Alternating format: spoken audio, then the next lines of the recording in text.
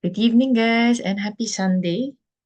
So, for those who were here last week, you know that our topic is the four assaults of the devil at death. So, this is based on this spiritual classic, a book by Dom Lorenzo Scupoli, The Spiritual Combat. And there are many chapters on different topics. And now we're talking about what he describes as the four assaults of the devil when we are dying. So it's very interesting. And I think he's the only spiritual writer I know who has been really been technical about it and actually enumerates the four assaults. So this is very relevant for us because aside from our own spiritual preparation, it's also something that um, shows how we can assist people at the hour of death. Okay? Sorry, wait. Have I recorded? Parang I'm not sure. Wait lang.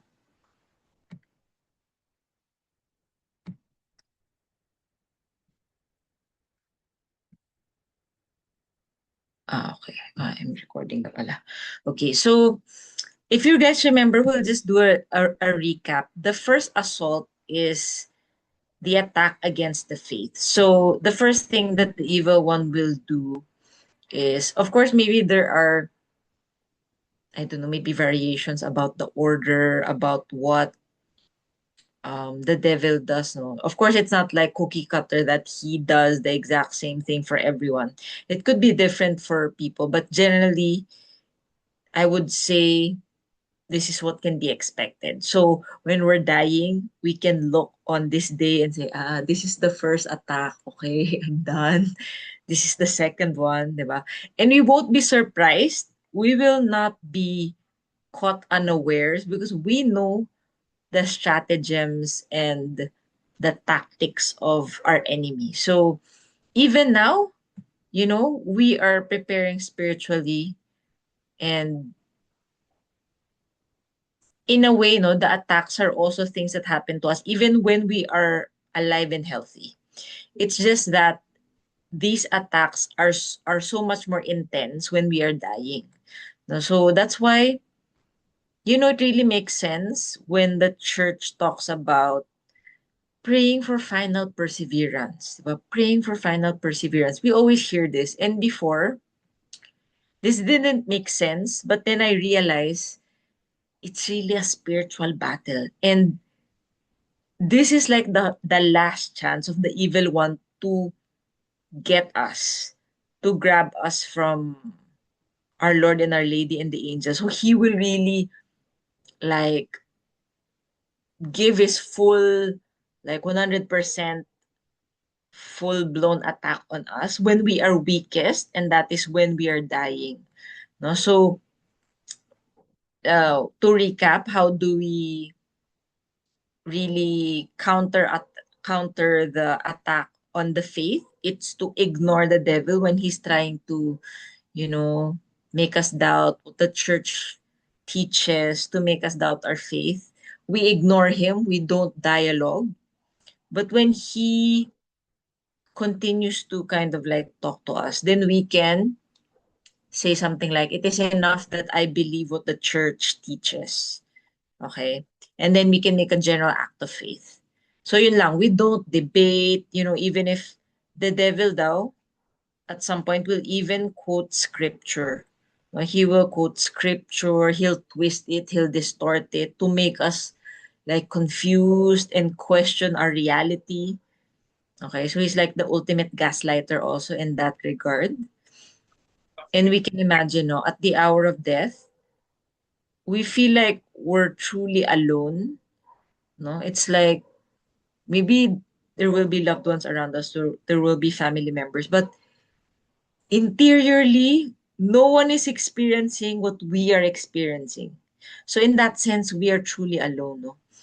Of course, our guardian angel is there and Our Lady and the saints. Pero it's like in a way, our connection with the living is slowly being severed.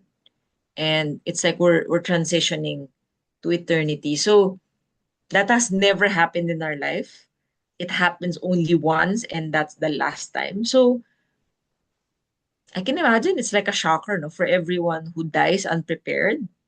It's like nobody prepared us for this, right? So we are very thankful to Dom Lorenzo for actually writing this and helping us prepare, no, even now, because really we can never be too prepared for death, and we can never really also say that, oh, I'm too young. I'll maybe die in my 80s. Okay, we don't know that, right? So, um, I know this is like suspense. So, what is the second attack or the second assault of the evil one? I will read muna from this quote from Saint Seraphim of Sarov.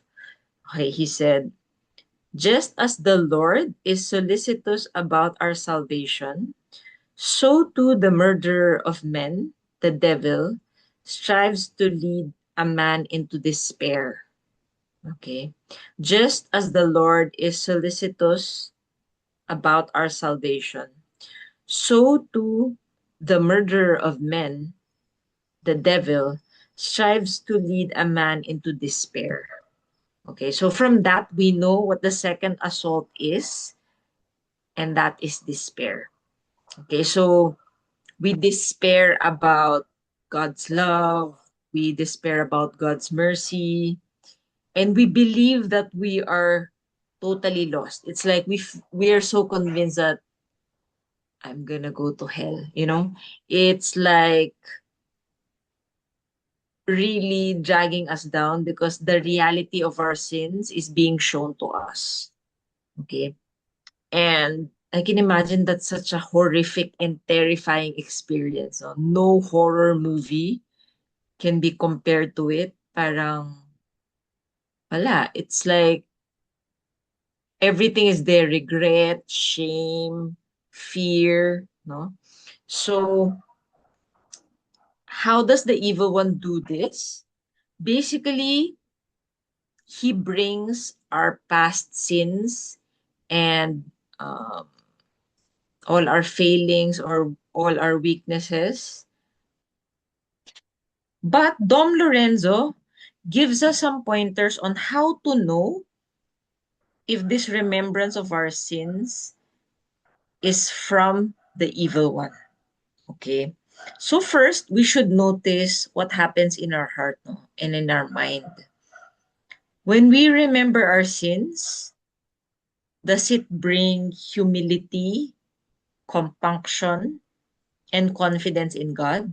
Okay. Compunction is like contrition. It's like we're really sorry about our sins, and not just because we're going to hell, but more because of the fact that we know God loves us so much and that God is worthy of our love, but that we hurt him so much when we sin. So that's compunction. No? So we pay attention to the movements in our heart and we try to notice, am I becoming more humble? Am I becoming more confident in God's mercy? And am I sad over my sins because I hurt God? Or are there other things happening inside? Okay. So if those are the effects, then we know that this is a grace from God. He is bringing us closer to him and inspiring us with even greater trust in his mercy. But if we see vexation, vexation is parang restlessness, hindi ka mapalagay. It's like there's turmoil inside. There's despair, no, hopelessness. It's like everything is dark. No, wala na akong pag-asa. Then we know that that is from the devil. Okay? We are being led to the belief that we are lost. Okay, we are being led to the belief that we are lost. So we know that this is true, that this is an actual temptation, because the saints experienced this, no? And not just at the hour of death, though I think most of the saints, it's like they really conquered this, na? That at the hour of death, they really had beautiful deaths, no? Some even like died in ecstasy or in extreme peace. So basically, they really felt that they deserved hell. Okay. That's something very interesting about the saints, because sometimes we think that, oh, if you're a saint, it's like you kind of know that you're so virtuous. It's actually the opposite, no? The saints were so humble that they believe that, it's like no other soul deserved hell more than them, you know. Saint Teresa of Avila even would call herself a worm. Kasi parang she really saw na like before God, she's this worm.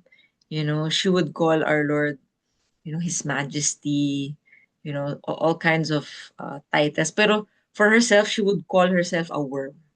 Okay. So, um, we know that these effects, um, parang they're like the tail of the devil. No? They show what that experience is really caused by, and that's our enemy. Okay, so he's leading us to just be hopeless and to resign ourselves to the fact na, oh no, wala na, I'm going to hell, no? And to despair of God's mercy. So, I don't know if you guys know about this story, um, the temptation of Saint Ignatius. It's actually often described as a snake or a serpent with beautiful eyes. But actually, it was more of like an amorphous figure. Amorphous meaning it's like it doesn't have a distinct form, but it's like it had many points of light that looked like eyes.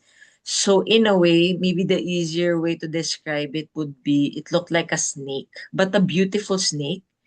And it appeared to Saint Ignatius after his conversion.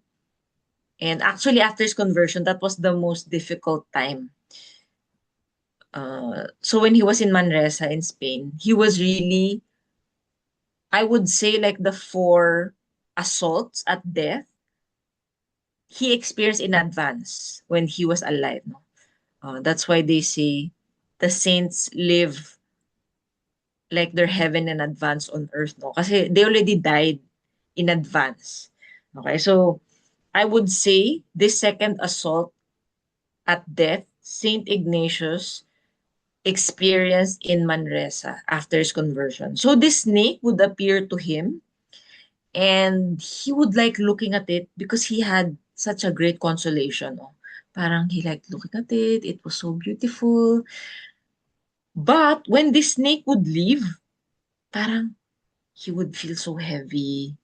He would feel like um he would feel down. Parang he would start to think again about, his sins, no? And this snake would appear to him several times, no? Like at the river of Llobregat. It also appeared to him in Paris and Rome. No? So this snake would just, or this figure would appear to him. But that would be his experience. No? He would feel bad after that snake would disappear. So this experience of that, you would say this was a temptation, no? Also led him to create the spiritual exercises and helped us identify consolation and desolation. Okay, so um, it's part of that assault, the second assault of despair, because Saint Ignatius himself experienced that. No? Are there people here who struggle with scrupulosity? You guys know what scrupulosity is. Okay, never mind. You don't need to like. raise your hand. That's kind of awkward. Pero if you struggle with scrupulosity, many of the saints did struggle as well. So you're not alone. In particular, Saint Ignatius, because it is said that he committed all the mortal sins, no? Killed people, probably, reflecting also on his own life, he saw how offensive they were to our Lord, and that really made him develop this anxiety over his sins na it's like, I'm not forgiven, there's no forgiveness for someone like me, how can I ever make up for all the things that I've done, yung ganun, those thoughts. Okay. And it even came to a point that he wanted to unalive himself. He wanted to kill himself by jumping from a window.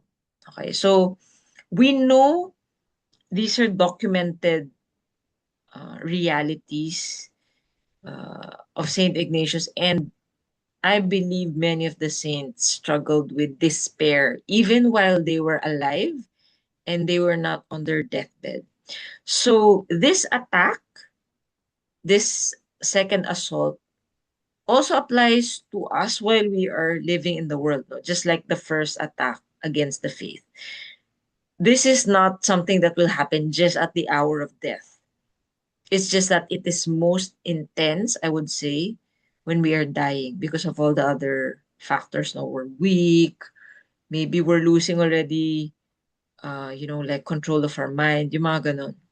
But basically, despair can attack us even if we're like young and healthy. We look like we're normal, we're functioning in the world, but deep inside, we're despairing. Okay? So he eventually, Saint Ignatius, he eventually identified that that beautiful snake was actually the bad spirit, no, the evil spirit. So when towards the latter part, na he would drive away that serpent with a staff, no, kasi he knew, no, he was able to identify na oh, this supposedly consolation makes me like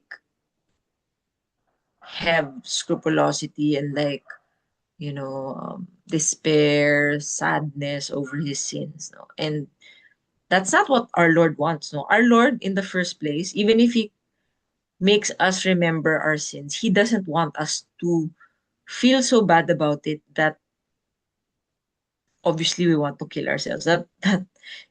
That's not it. It's not like the more we feel bad about ourselves, the happier God is. That's not how it works. Our Lord just wants us to make resolutions and to come closer to Him. Okay, so kasi the effect of despair is we run away from God. Kasi nga we feel like there's no more hope. Diba? So like sorry, not Saint, like Judas. Diba? So he's the classic example of someone who gave into despair. Okay, and actually he could have been a great saint like all the other apostles, pero it was that turning point. Can you imagine? No, so that's how critical this second assault is. Kasi it can wipe out all the good things that we have done in our life. No? All our merits, yung supposed confessions, masses, novenas, prayer time, good deeds. With that one temptation, it could all change. No? And the devil could have the last laugh. And I really believe also that this battle against despair is not something na suddenly there's despair at the end of life. I think the devil also tempts us with despair throughout our life. And it's like the coup de grace is at the hour of death. So whenever we feel that, no, like we feel hopeless, no, maybe even about being a saint, like maybe we despair that, oh, I'll never be a saint, it's too hard. I can't do it. I've tried so often. That is the beginning. No? Kasi the devil already has one foot into the door. When we lose hope that we can be a saint, we're already on the way to full-blown despair. Kasi remember, the evil one will not tempt us agad-agad na ako commit suicide. Of course, we will not, diba? We will not agree kasi that's just weird. He will tempt us by degrees, slowly. So he will begin by convincing us that holiness is impossible. And then,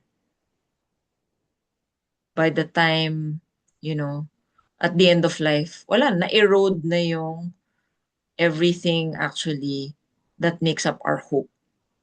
Okay, so our enemy is smart, yes, but of course, there are ways to counter it. So what did Dom Lorenzo say? No? What are the ways that we can actually turn the weapons of the evil one against himself and totally crush him and conquer him? Okay. So first is to humble ourselves. To humble ourselves and to remember who we are before God. Okay. In the first place, we have to remember that despair in a way is rooted in pride. Kasi if we despair, it shows that all this time we have been relying on ourselves. That's why we're despairing kasi we see that we can't do it. But if we know that actually we are not the ones who is the source of that strength and who is the true doer or the true like redeemer or the source of that merit, then we will not despair kasi it's like we're children, eh, 'di ba? Have you seen children who are despairing about where will I get my milk? Where am I gonna get my next meal? 'Di ba? You don't see toddlers na parang, do you see toddlers worrying like, my gosh, I don't have a job yet. I don't know how to make my CV. How am I gonna apply? You don't see any toddlers despairing about stuff like that. Simply because they are confident that they will be fed by their parents. No? So it's the same way for us in the spiritual life. Of course, we do our part, but we know that ultimately it's really our Lord's work. And all we do is really, sometimes all we do is just, we keep on trying. Eh. We keep on trying. We keep on getting up. No? Like what Saint Therese said. Diba? She said, she's like a little child who can't really go up this long flight of stairs. No? But she will make the first step and like go through the motions of going up the stairs, trusting that her father will pick her up and like an elevator will bring her up to the heights that she alone cannot reach on her own. Okay, so that's the first step, to humble ourselves. Humility is really the first step, and often it is the hardest for us because maybe we've been adults for too long, we've forgotten what it means to be like little children. Okay, so that's the first one. Humble ourselves. Second is to excite a greater confidence in God. Okay, excite a greater confidence in God. So we can imagine, no? And I think it's a very wise thing to remember our death. Okay. Have you guys heard of Memento Mori? Remember your death? Uh, I remember I searched in Carmel Holo. They said they had a skull of like one of the nun. Was it Carmel Holo or Zamboanga? Anyway, they actually kept like a skull there. I don't know if it was one of the novices who died. But it was to remind them na, yeah, memento mori, remember your death. No? So that also makes us wise. Okay. And helps us really um, know who we are before God. Okay. So we excite a great confidence in God, and um, we, even if it's scary, no, I'm trying to imagine, no, like we're dying. Um, a few weeks ago, our dog died. She's a parang an old dog na. Maybe in human years, she's like 77. And for Labradors, parang their lifespan is really like ganun lang, 11 to 14 years old. So she's 11, and it's the first time na I saw one of our dogs die. Kasi usually yung dogs namin, they would die like in the night. No one would be there. Parang we just find their bodies, they're dead na ganun. Pero ito grabe, parang na-stress talaga ako. Kasi alam mo yung parang tao na they're like in their death throes. Like yung hininga is like, kasi I saw my grandmother die din. Ganun na ganun na. I was like so stressed out. Like all of us, we prayed over the dog. We put holy water. We were kind of exhorting him na it's okay. We thank you for your years of service. Ganun, and we were crying. I can't imagine na how it will be for us, no, as humans. If it was so nerve-wracking to see a dog die, at least for me. What if it's us, no? Or it's someone close to us?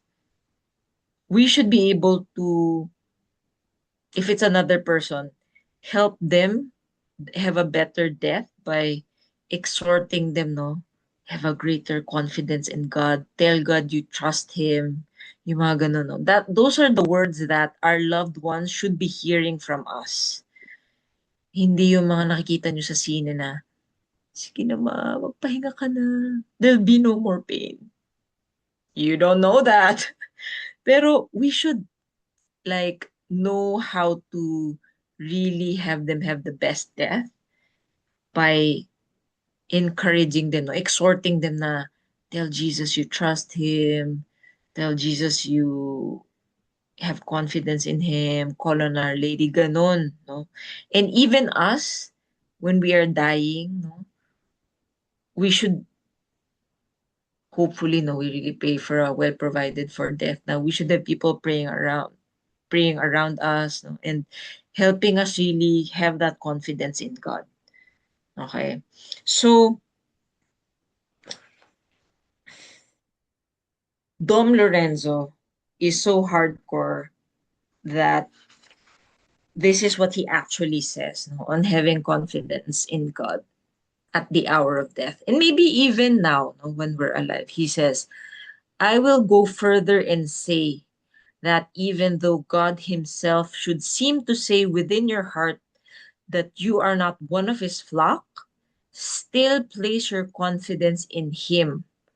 Rather, say to Him in all humility, Thou hast good reason indeed, O Lord, to condemn me for my sins, but I have greater reason in Thy mercy to hope for pardon. Have pity then, O Lord, on a humble sinner, condemned by his own sinfulness, but redeemed by Thy blood. I commit myself entirely to Thy hands, O my Redeemer. All my hopes are in Thee. Grabe, no? Parang, what Dom Lorenzo is saying that even if in our heart, it's like God Himself, get away from me. I don't know you.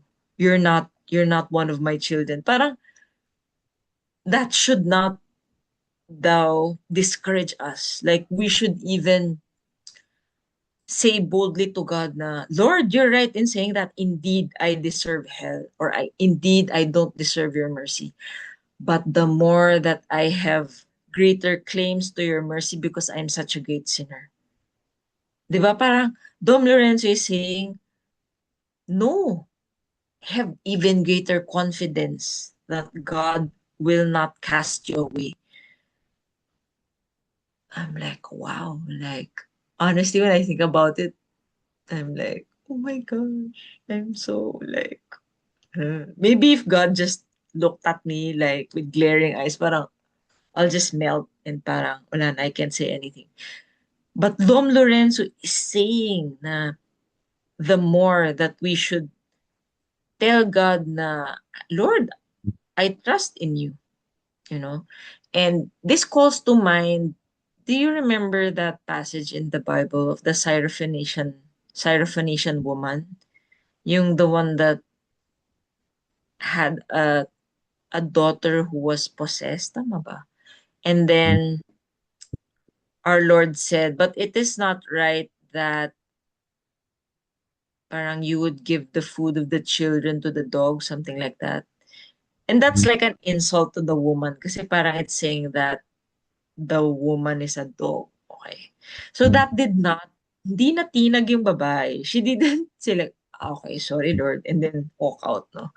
She was like, Lord, yeah, it's not right to take the food of the children and give it to the dogs, but even the dogs can eat the scraps that fall from the table, no? So that's the kind of faith Dom Lorenzo is saying we should have at the hour of death. Yung parang, Lord, totoo naman, I really deserve hell. Pero, you know,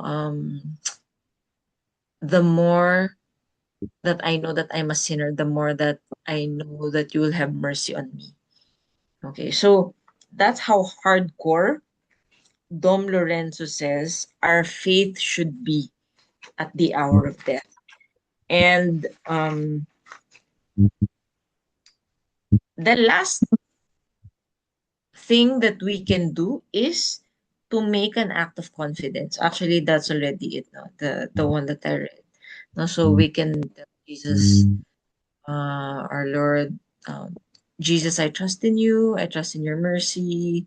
Um, you said that anyone who comes to you will never be turned away.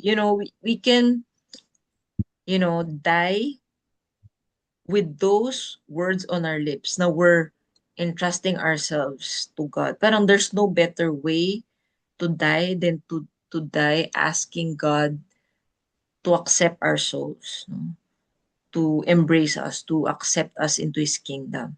No, so if we in our lives also have really lived well as much as we can, went to confession, we really made resolutions, we received the sacraments at the hour of death, we can, no, with great confidence, really trust that God will not turn us away.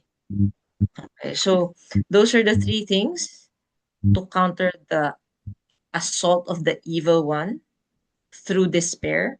First is to humble ourselves, to know who we are before God. Second is to excite a greater confidence in God. And then third is to make an act of confidence or an act of trust, no? Jesus, I trust in you. I commend my soul to you. Um, I know you will have mercy on me, a poor sinner. You can also call on Our Lady, diba? So even now, while we are alive and healthy, many of us also struggle with despair, no? Despair maybe not yet about the salvation of our soul, but maybe about sanctification, maybe about growing in virtue na, Lord, ganito na talaga ako eh. Wala na talaga eh. Pwede bang purgatory na lang? Mga ganun, di ba? So, believe me that that's already the evil one with one foot in the door. So, we have to resist that with all our might. And I want to end with this quote from Saint Ephrem of Syria. Blessed the one who farms good thoughts each day and by hope conquers the wicked passion of despair, by which the Lord's ascetics are warred upon. Blessed the one who farms good thoughts each day and by hope conquers the wicked passion of despair, by which the Lord's ascetics are warred upon. So his emphasis here is on good thoughts. So I think the spiritual battle really is a psyop. It really begins in the mind. So we have to keep our eyes always on our Lord, and we should always have that humility, no, knowing who we are and knowing that our salvation does not depend on us. Okay, so we can, even now while we are alive, live in hope, so that at the hour of death, our hope, Christ, will be there, no? And he will be, kumbaga, fully alive to us and more real to us than anything that the evil one can throw against us. Okay, so with that, we end.